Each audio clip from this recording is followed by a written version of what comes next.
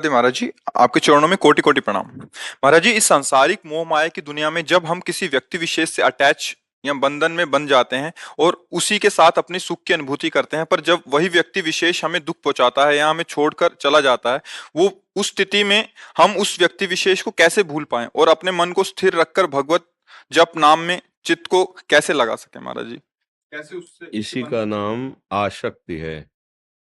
जो आप कह रहे हैं उसी का नाम आसक्ति है। आसक्ति होना सहज है, पर आसक्ति छोड़ना बहुत कठिन है।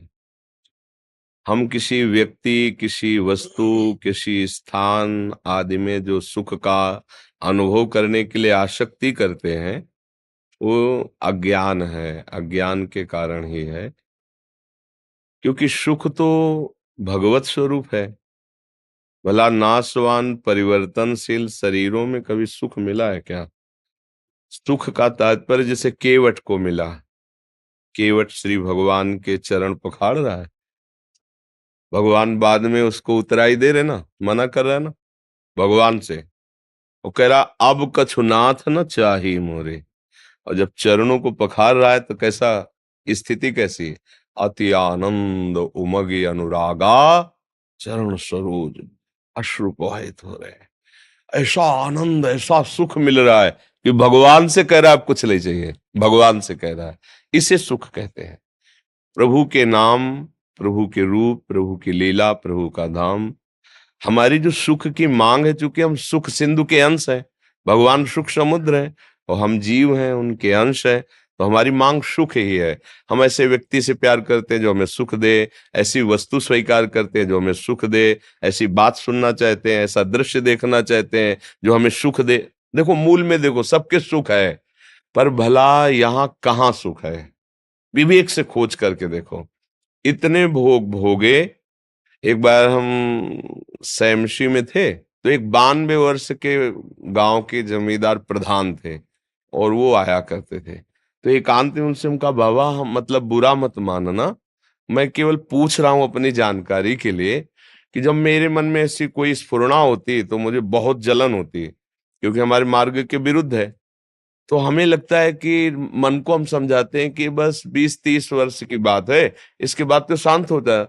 आपका क्या अनुभव है? वो 92 वर्ष के थे। तो उनका, महाराज अभी तो आप बच्चा ही हैं, कहने में हमें शर्म लगती है, पर हम 92 वर्ष के हैं, पर हमने जैसा मन बचपन में देखा था, जवानी में देखा था, वैसे ही आज है। मैं योग्य किसी के नहीं हूं, पर मन की दशा वही। अब हमको भयंकर भय लगा कि इस मार्ग में मुझे इस पर तो विजय प्राप्त करनी पड़ेगी, ये अवस्था के अनुसार तो नहीं जाएगा।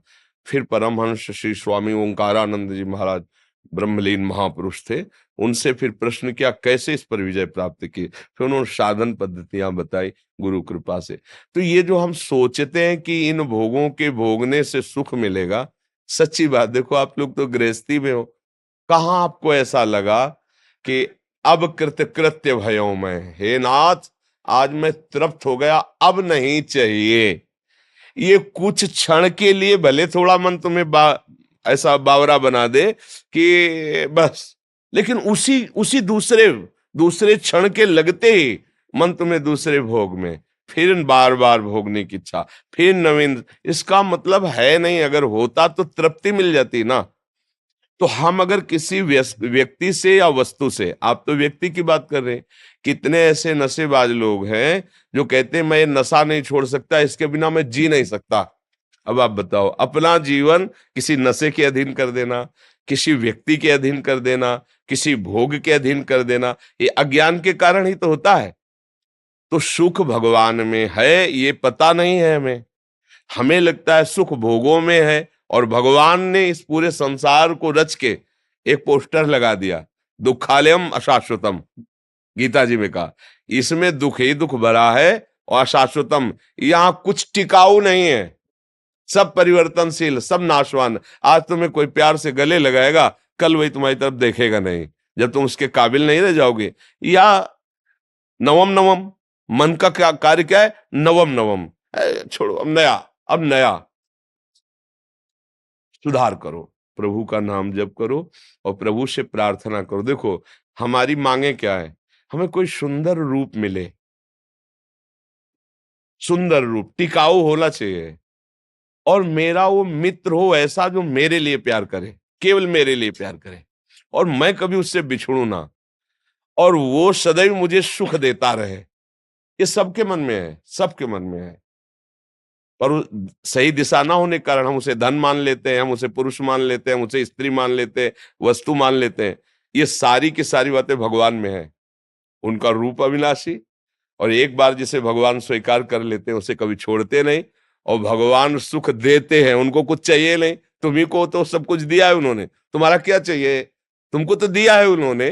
तो दियम वस्तु गोविंदम तुभ्यमेव समर्पय, बस इतनी बात है। अगर आप संसार के किसी व्यक्ति वस्तु स्थान में भगवत भाव कर ले, फिर आपको आसक्ति नहीं होगी, क्योंकि आपने पहले ही भाव कर लिया था कि प्रभु मेरे इस रूप में है। तो वो रूप बदल जाएगा, लेकिन प्रभु तो आपके रहेंगे ना, वो संभाल लेंगे। हम लोग प्रभु भावना करके जो वस्तु व्यक्ति में फंस जाते हैं, तो वही फिर हमारे आगे जन्म का कारण होता है। अगर हम स्त्री रूप में फंस गए तो अगला जन्म स्त्री का, पुरुष रूप में फंस गए तो पुरुष, हिरन में फंस गए तो अगला जन्म हिरन का हुआ ना। तो इसलिए हमें सावधान रहना चाहिए। पहली बात यह कि मेरा कोई नहीं है, पक्का नहीं है। जो मुझसे प्यार करता है वो अपने लिए प्यार करता है, मेरे को अपने लिए प्यार करता है। जिस दिन उसको अपने लिए घाटा समझ में आएगा ना, वो ना गुरु मानेगा, ना संत मानेगा, ना प्रिय मानेगा, ना पूज्य मानेगा, छोड़ देगा। है ऐसा कि नहीं है? फिर सांसारिक संबंधों की तो बात जाने दो। तो इसलिए जिन्हें स्वीकार करने पर कभी आज तक किसी को घाटा नहीं हुआ, वो है श्री भगवान, श्री किशोरी किशोर जी, लाडली लाल। अब मान जाओ, जब आपको पता चल गया है कि सब स्वार्थ का स्वरूप है, तो उसके लिए मत रो। अब ऐसे वर को क्या वरु जो जन्म में मर जाए, ऐसा वर वरु जो चूड़ लो अमर हो जाए। वो है श्री गिरधर गोपाल जी, वो श्री कृष्णचंद्र। मीरा जी कह रहे, मेरा तो चूड़ला अमर है, मेरा सुहाग तो श्री कृष्ण है, कोई फर्क नहीं है। इसलिए भाई, हमारे पास प्रश्न का उत्तर यही है कि नाम जप करो, अपनी गलती को सुधार करो। हम गलती में फंसते चले जाते हैं, और कोई मुझे प्यार नहीं करता। जिसको अपने सुख की गुंजाइश दिखाई देती है वही मुझे प्यार के जाल में फंसाता है। अपने सुख के लिए सारी बातें हैं, ऐसे ही सबका संबंध समझ लो। जिस दिन अपना सुख, हम एक जगह थे, तो एक वृद्धा महिला आई, अपने पति के लिए कहती थी, महाराज भगवान से मनाओ कि उनको उठा लें। तुमको उठा लें का मतलब क्या, गिर पड़े हैं? बोले नहीं, वो पड़े पड़े हगते रहते, बड़ी दुर्गति प्राप्त करे, उठा लें। तो हम कहा, तो लड़का है, बहू है, तुम है, सफाई करो, उनकी सेवा करो। बोले अब सब नहीं होता, बस आप इतनी कृपा करो, भगवान उठा ले। ये है संसार, ये है संसार। उसके काम के नहीं रहे तो भगवान उठा ले, काम के हो तो आए भगवान, कितने निर्दयी, तुमने क्यों ले लिया। ये संसार का स्वरूप है। तो आप समझो, थोड़ा विवेक को जागृत करो, मोह का नाश होगा। होए विवेक मोह भ्रम भागा, तभी भगवान से प्यार होगा, तभी तुम्हें विश्राम मिलेगा। ये भाग दौड़ तभी शांत होगी जब तुम्हारे प्यारे भगवान हो जाएंगे। महालक्ष्मी पति क्या चाहिए, रूपवान है, सर्व सामर्थ्यशाली है। देखो, सूर्य किसने बनाया? कितने पूरे ब्रह्मांडों को प्रकाश दे रहे हैं। ये सब चिटिर पिटिर रात्रि में थोड़ा प्रकाश दे, देखो सूर्य कितने ब्रह्मांड को प्रकाश दे। कहीं भी चले जाओ, है सूर्य, चंद्र का प्रकाश, सब ऑक्सीजन, सब जल भोजन शरीर, कितनी सुंदर है ना। कोई रचना करने वाला महान ईश्वर, हम उसको अपना क्यों न माने।